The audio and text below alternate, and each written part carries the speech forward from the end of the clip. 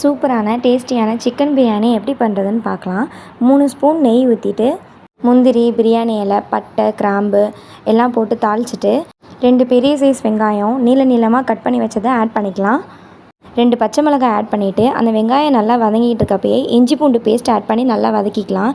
இஞ்சி பூண்டு பேஸ்ட் பச்சை வாசனை போகிற அளவு வதக்கிட்டு தக்காளி ஆட் பண்ணி நல்லா வதக்கிக்கலாம். கருவேப்பிலை, கொத்தமல்லி போட்டு ஆட் பண்ணிக்கலாம். புதினா இலையும் இப்போவே சேர்த்துக்கலாம். 2 பட்டை, 4 கிராம்பு, 2 ஏலக்காய், அரை தக்காளி, அரை வெங்காயம், கொஞ்சம் கொத்தமல்லி இலை ஆட் பண்ணி நல்லா அரைச்சி வச்சுக்கலாம். இந்த அரைச்ச பேஸ்ட்டை இதில் ஆட் பண்ணிக்கலாம். இந்த பேஸ்ட்டு நல்லா உங்களுக்கு டேஸ்ட் கொடுக்கும். 1.5 ஸ்பூன் வீட்டு மிளகாய்த்தூள் ஆட் பண்ணிக்கலாம். பிரியாணி பொறுத்த வரைக்கும் மசாலோட நல்லா ஆட் பண்ணி வதக்கிறதுல தான் இருக்குது. அதை நல்லா நம்ம ஆட் பண்ணோன்னா பிரியாணி நல்லா டேஸ்ட் கொடுக்கும். சிக்கன் நல்லா வேகிறதுக்கு 3 ஸ்பூன் தயிர் ஆட் பண்ணிக்கலாம். ஆட் பண்ணதுக்கப்புறமா சிக்கனை போட்டு நல்லா கிளறி விட்டுக்கலாம்.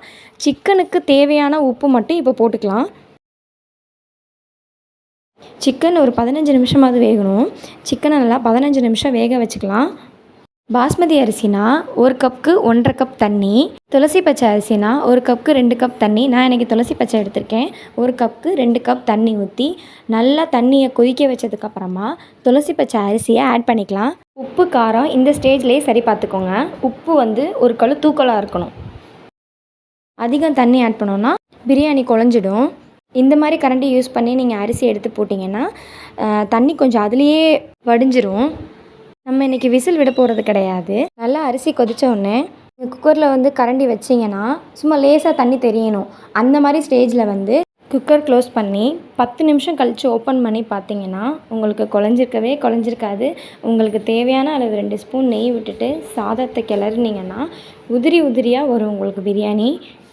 சில பேர் விசில் விட பயமாக இருக்குது அப்படின்னு சொல்கிறவங்க என்னோட கேட்டகரி. நான் இது வரைக்கும் விசில் விட்டதே கிடையாது. இப்படி தம் போட்டு எடுத்திங்கன்னா சூப்பராக இருக்கும். ட்ரை பண்ணி பார்த்துட்டு மறக்காமல் கமெண்ட் பண்ணுங்கள்.